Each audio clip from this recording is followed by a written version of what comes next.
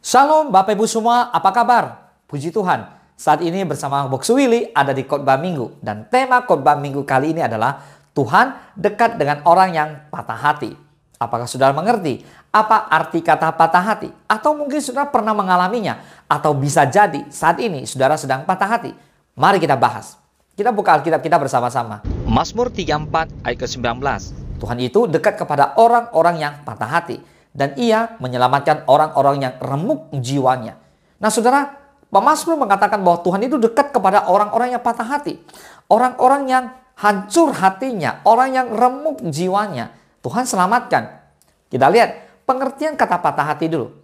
Nah, kata patah hati ini sering dipakai untuk menggambarkan situasi yang dialami oleh para kaum muda-mudi ketika mereka mengalami penolakan dari seseorang yang diidamkannya atau putus cinta, pacaran, breakdown seperti itu. Ada banyak lagu digubah melukiskan betapa pilu dan sedihnya orang-orang yang patah hati seperti itu. Namun pengertian patah hati sebenarnya tidak terbatas di kalangan asmara kaum muda saja. Patah hati adalah suatu situasi di mana apa yang diharapkan tidak kesampaian. Kecewa atau sakit hati itulah salah satu akibat patah hati. Mungkin saudara sedang patah hati saat ini. Mungkin juga tidak, saya nggak tahu. Hanya saudara dan Tuhan yang tahu. Tapi banyak orang pernah mengalami patah hati. Namanya juga cinta, tidak semua perbedaan itu bisa diterima oleh satu dengan yang lainnya. Mungkin dalam pekerjaan, orang mengalami patah hati. Usaha, hancur, bangkrut, patah hati. Pelayanan yang gagal, patah hati. Hubungan dengan pasangan, suami dengan istri, patah hati. Anak-anak dengan orang tua, patah hati. Hubungan dengan seseorang, ya seperti tadi saya katakan, muda-mudi, patah hati. Prestasi sekolah, patah hati, dan sebagainya. Ada begitu banyak ragamnya. Nah, ada kabar baik saudara yang melegakan buat kita semua hari ini adalah di tengah-tengah situasi yang patah hati itu dan kecewa mungkin ya. Kabar baiknya adalah Tuhan dekat dengan kita. Tuhan mendampingi kita. Tuhan menjaga kita. Tuhan memahami kita. Tuhan melindungi kita. Boleh katakan amin? Amin. Oleh sebab itu tabahlah dan kuatlah sekalipun kita sedang patah hati dan kecewa. Jangan merasa gagal. Terlebih jangan bereaksi negatif. Jangan ambil langkah buruk. Yakinlah bahwa Tuhan Yesus akan meluputkan kita. Pasti ada jalan keluar. Bagi Tuhan tidak ada mustahil. Amin. Bersabarlah dengan semua situasi yang sulit yang sedang saudara alami. Datanglah dan mendekatlah kepada Allah Bapa kita. Kekuatan dan penghiburan pasti diberikannya. Ketika kita datang kepada Tuhan, mungkin saja masalah kita toh belum selesai. Ya, masih ada. Namun penghiburannya, kekuatannya begitu dahsyat, begitu indah buat saudara dan saya yang mau menenangkan hati di hadapannya. Yang saat-saat ini walaupun sulit, tetapi masih tetap mau mengandalkan Tuhan. Taruhlah pengharapan kita di dalam Tuhan. Amin. Mazmur 37 ayat ke-39. Orang-orang benar diselamatkan oleh Tuhan. Ia adalah tempat perlindungan mereka pada waktu kesusahan. Jadilah orang benar. Kalau kita orang benar, pasti diselamatkan oleh Tuhan. Persoalannya, seringkali orang ingin dibenarkan, diselamatkan oleh Tuhan, tapi tidak menjadi orang benar. Siapa orang benar sebenarnya? Nah, orang benar adalah orang yang hidupnya sepenuhnya bergantung kepada Tuhan. Orang yang mengakar dalam firman Allah. Orang yang hidupnya dituntun oleh Roh Kudus setiap hari. Katakan amin. Nah saudara, setiap orang berhak untuk bermimpi. Setiap orang berhak untuk mengalami kebaikan. Setiap orang juga berhak untuk bahagia. Namun, di samping itu, kita tidak bisa menolak akan kenyataan yang mungkin tidak kita inginkan terjadi dalam kehidupan kita. Kita bisa saja mengalami berbagai masalah dalam hidup. Mengalami sakit penyakit, krisis perekonomian, atau bahkan merasa seperti ikan laut berada dalam air tawar. Pernah gagal dalam perencanaan dan sebagainya. Dan itu semua bisa jadi membuat hati kita hancur, merasa nggak berguna. Bahkan saya sendiri juga pernah mengalaminya. Saya pernah gagal dalam usaha, saya pernah dikhianati oleh orang yang saya cintai, saya pernah ditinggalkan oleh sahabat saya. Tapi satu hal, saya bersyukur Tuhan berikan kekuatan kepada saya dan saya tidak pernah kecewa kepada Tuhan. Karena saya tahu Tuhan turut bekerja campur tangan untuk kebaikan saya. Amin. Nah baiklah saudara, satu hal yang menguatkan saudara dan saya hari ini adalah pada prinsipnya Allah sangat mengasihi kita semua. Kita juga diberikan kebebasan oleh Tuhan. Kebebasan itu sangat mempengaruhi kehidupan kita, bahkan kehidupan orang lain yang berada di sekitar kita. Lalu pertanyaannya, apa yang harus kita lakukan saat berada di situasi yang sulit seperti itu? Kita bisa belajar dari Daud. Di tengah penderitaannya, apa yang Daud lakukan? Daud memuji Tuhan, memuliakan Tuhan, memasyurkan namanya. Daud mencari Tuhan. Ia tidak sama sekali marah atau kecewa kepada Tuhan. Ia justru dapat mengalami kebaikan Tuhan di tengah penderitaan yang ia alami. Tuhan yang telah melepaskan Daud dari segala kegentaran. Tuhan juga melepaskan Daud dari segala kesesakannya. Tuhan yang melindungi segala tulangnya. Luar biasa. Katakan amin. Nah saudaraku, apa yang kita alami ada maksud dan tujuan Tuhan dalam kehidupan kita. Mungkin kita tidak memahaminya. Bersyukurlah. Karena selalu ada maksud baiknya Tuhan. Karena Tuhan masih mau beri kesempatan kita untuk melaluinya. Tuhan hanya membentuk kita untuk menjadi lebih kuat. Seringkali kita mau menjadi lebih baik, tapi kita belum siap. Tuhan persiapkan karakter kita. Maka dari itu, kita belajar dari Daud yang tetap memuliakan Tuhan di setiap waktu. Mari kita belajar untuk percaya pada Tuhan dalam kondisi apapun. Kita yakini bahwa rencana Tuhan tidak pernah gagal. Tugas kita hanya percaya dan taat kepada firman-Nya. Hanya dalam hadirat-Nya kita memperoleh ketenangan yang sejati. Nah berikut adalah 4 tips untuk kamu yang saat ini sedang patah hati agar beroleh jalan keluar. Katakan amin. Yang pertama, bawalah rasa sakitmu kepada Tuhan. C.S. Lewis pernah berkata, rasa sakit menuntut perhatian. Suara Allah terdengar sayup saat kita senang.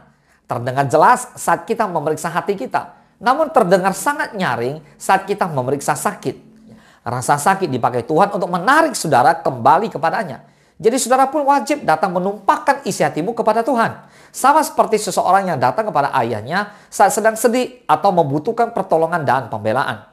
Mazmur 147 ayat ketiga, ia menyembuhkan orang-orang yang patah hati dan membalut luka-luka mereka. Wow, katakan amin. Ini janji Tuhan. Tuhan berjanji menyembuhkan orang-orang yang patah hati. Nah tugas kita adalah percaya kepada Tuhan bahwa Dia sanggup menyembuhkan saudara dan saya yang patah hati. Ada amin. Yohanes 16 ayat ke-32. Lihat, saatnya datang, bahkan sudah datang, bahwa kamu dicerai beraikan masing-masing ke tempatnya sendiri dan kamu meninggalkan aku seorang diri. Namun aku tidak seorang diri, sebab Bapa menyertai aku. Wow, Yohanes 16 ayat ke-32 ini menggambarkan bagaimana Yesus pernah ditinggalkan sendirian.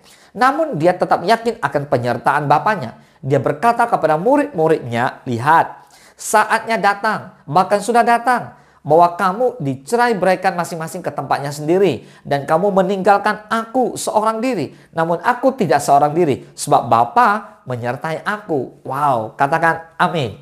Nah saudara, jangan pernah tergoda untuk mencari solusi sesaat. Seperti mengkonsumsi minuman keras atau obat-obatan alternatif atau pelukan seseorang bahkan. Selain berisiko, semua pelarian itu nantinya akan membuat saudara semakin mudah terluka.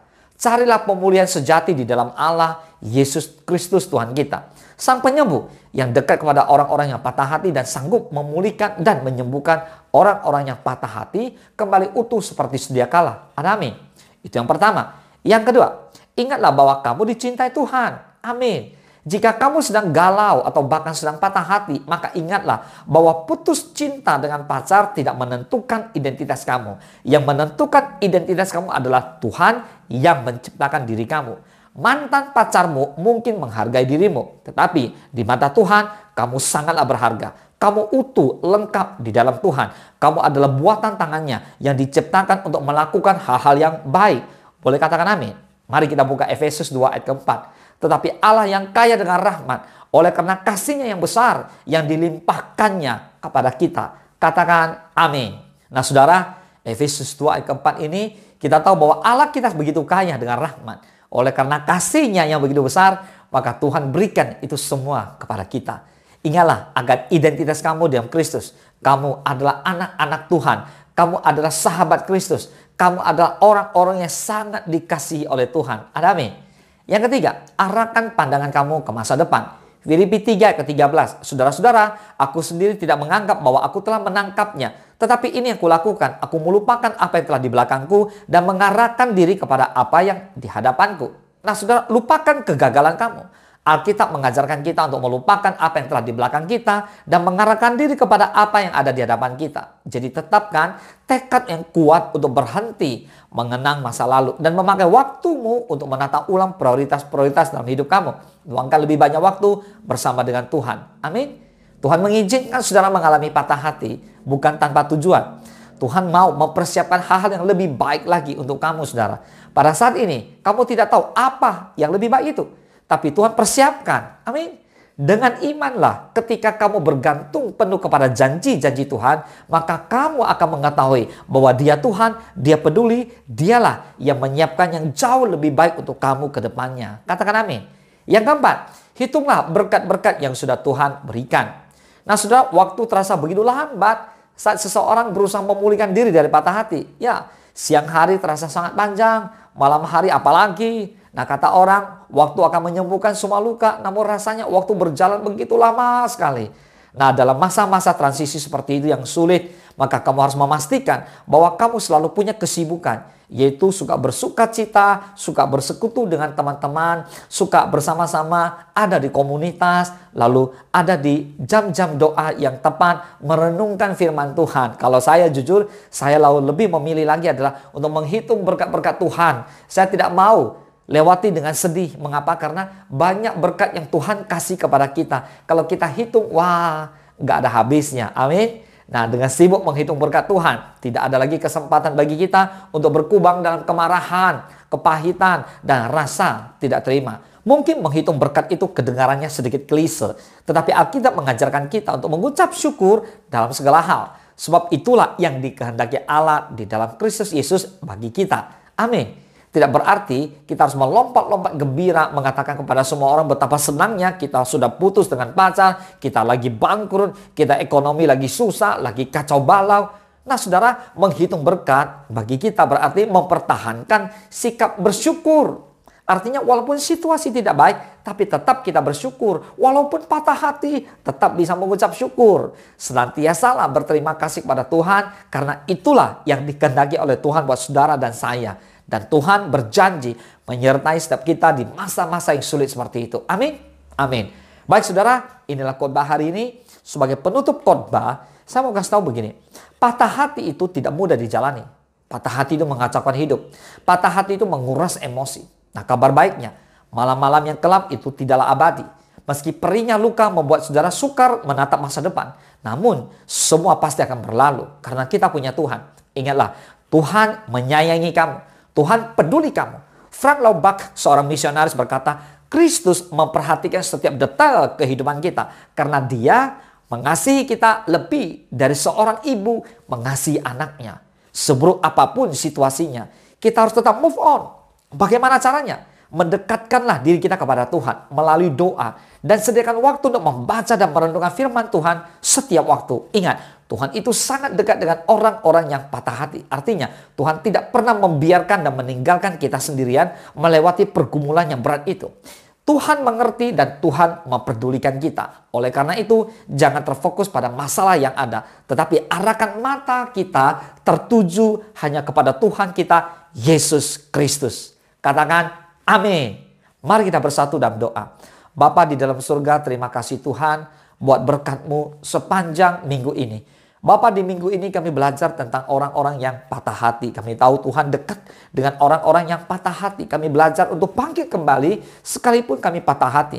Patah hati bukan sekedar putus cinta, tapi patah hati juga bisa bicara tentang hubungannya tidak baik antara suami istri, pekerjaan, usaha yang berantakan, dan sebagainya. Namun satu hal, kami tahu Tuhan di dalam Kristus, Tuhan kami Yesus, ada jalan keluar. Kami tahu di dalam Yesus ada pertolongan yang sempurna. Bapak, kami belajar untuk tidak mengandalkan kekuatan kami sendiri. Kami tahu Tuhan senantiasa Engkau berikan kami jalan keluar. Tuhan, kami tahu Tuhan Engkau sangat dekat dengan orang yang patah hati. Bahkan Engkau menyembuhkan orang-orang yang patah hati. Orang yang remuk jiwanya, Engkau selamatkan. Bapa, terima kasih. Kami mau menaruh harapan kami hanya kepada Tuhan. Kami mengucap syukur. Kami mau bersuka cita senantiasa. Tuhan, kuatkan setiap anak-anak muda, keluarga-keluarga, suami istri, apapun yang mereka alami lewat khotbah minggu ini, mereka dikuatkan, dipulihkan, dan disembuhkan. Terima kasih Bapa, terpujilah nama Tuhan. Hanya di dalam nama Tuhan Yesus Kristus kami berdoa dan kami mengucap syukur. Haleluya. Mari bersama-sama kita katakan amin. Selamat hari Minggu. Tuhan Yesus memberkati. Engkau sediakan hidangan di hadapan lawanku. Engkau mengurapi kepala